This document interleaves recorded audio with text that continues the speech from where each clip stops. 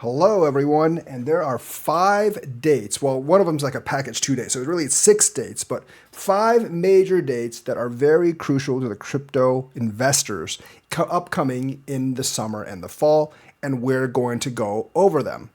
The first date that we're going to talk about has to be May 31st, and the 3 business days afterwards. That is a big FTX redistribution date, and this time it's somewhere between $5 and $16 billion, basically based on what they actually litigate. Now, this isn't going to be everyone from the FTX reimbursement, but it will cover a fair amount of people. Now, in previous FTX reimbursements, it didn't really pump the market up that much.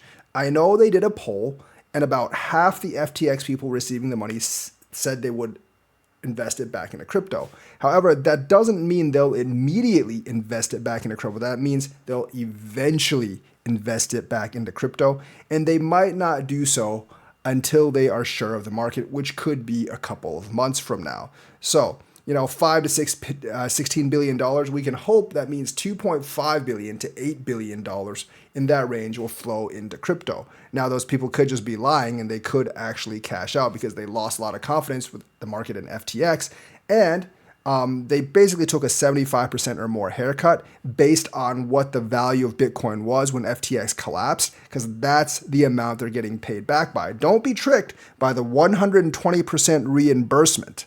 That's like 120% base reimbursement based on when Bitcoin was $15,000. So they're getting reimbursed with the Bitcoin value of around $18,000, $19,000, which sucks because Bitcoin's over $100,000 right now at the time of the recording of this video.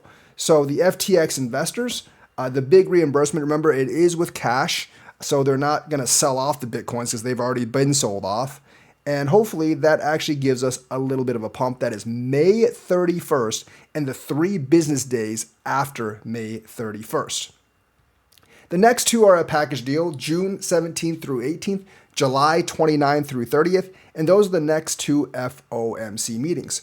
And it's interesting because the producer price index actually did come down quite a lot today, which means Jerome Powell may be seen enough data to actually cut the interest rate in June. Now, I don't think he actually will. I think he will wait until July, partially because a lot of the trade war stuff hasn't really taken effect yet.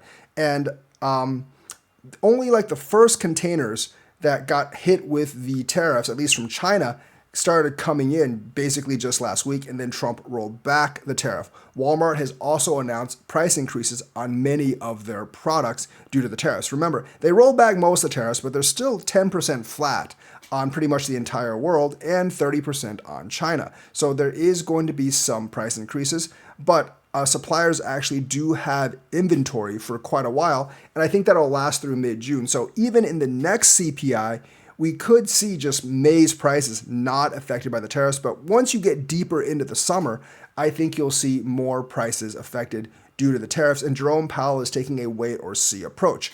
If June and then July CPI comes out good, then I think he will actually cut rates, and those are the dates that we have to keep our eyes on when he actually might cut rates. Once again, June 17th through 18th, I don't think so. July 29th through 30th, that's the most likely date. And any cut in tariffs, any cut in rates on those dates could pump the market. And the overall market pump obviously will affect crypto as well. So I'm hoping the numbers stay good for at least the next 2 to 3 months, and probably more. Because what Powell doesn't really want to happen is him cut rates, that, and then like inflating prices, basically re-up inflation past 3 or 4%. And after that, he has to raise rates back up again. He really doesn't want that kind of situation. The third one is the overall trade deadline on July 8th. Remember, he basically extended 90 days on April 8th, or April 9th actually, to the rest of the world, that they have to make some kind of deal with the United States, or the full trade war would be back on July 8th. Why that's important is because he hasn't really he hasn't actually signed a single trade deal yet. He has some kind of a framework of a trade deal with Great Britain, but he doesn't actually have an actual trade deal. And there's like 100 other countries, so it's kind of unlikely they'll get everything done by July 8th. I'm hoping that he extends again, but if he doesn't and we go down on July 9th, you will know why we just went down on July 9th, because that whole trade thing just kind of collapsed. Now, I'm hoping it doesn't. I think he'll extend it if he can't sign anything, but that has yet to be seen. The next one after the July 8th deadline is the August 13th, and that's the China trade deadline. Likewise, he signed something on May 12th or May 14th, one of those dates, and that deadline is August 13th. That's exactly 90 days. If we can't get something worked out with China by August 13th, then we are going to be hurting a lot, because then the 145% tariffs on China come back online. China's 125% tariffs come back online in the United States. I think the discussion between these two countries is going to take a very long time. I'm guessing they're probably going to sign a deal very much like the one they had before, which means this was probably fought over really not all that much. But, both sides can then declare some kind of victory. We'll see what actually happens. I doubt we'll actually reduce our trade deficit, because that generally isn't really going to be on the table. I don't think they're really going to buy more of our stuff, and we're going to keep buying cheap products either from China or somewhere else. Doesn't really matter all that much, but to the crypto market and for us, that really doesn't matter all that much, as long as some kind of deal gets done, or they just extend the hiatus for more. I think if they don't get anything done, both countries will agree to extend the hiatus on the trade war, because the trade war is actually really devastating to both countries. It will raise prices in the US a lot. It will basically bottle up our supply chains and stuff, especially for things like rare earths. The Ukraine war isn't over yet, so we can't really get access to their rare earth materials. And I think that war is going to last on for a while, because it does not look like Vladimir Putin really wants to sign any kind of ceasefire deal. So the China trade deadline is kind of looming in there. That's August 13th. I do believe it will be extended if we haven't made a deal yet. I actually think it's more than likely than not that it will get extended, because it'll take more than 3 months for them to work out any kind of real deal, because I don't think they're really that close to the details yet. So that's August 13th. And the final dates you want to remember is October 6th through 7th. And that is the final deadline date for the Solana ETF filing. I believe that's the first final deadline date. There's a couple in the summer regarding the XRP spot ETF and a couple of others like the Doge spot ETF, but those aren't final decision dates. And as we've seen with the new SEC, they're punting the decision dates just like the old SEC, and they're not going to give us an answer until the very last decision date. That is very SEC-esque. I am not surprised at all they're going to do that, because that's what they did under Gary Gensler, and that's probably what they're going to do under Paul Atkins. And they've already signaled to us that's what they're doing. So I think the final decision in the end will be very different from Gensler. I think they'll accept it, but the methodology they used to do it is they're just punting it until the end.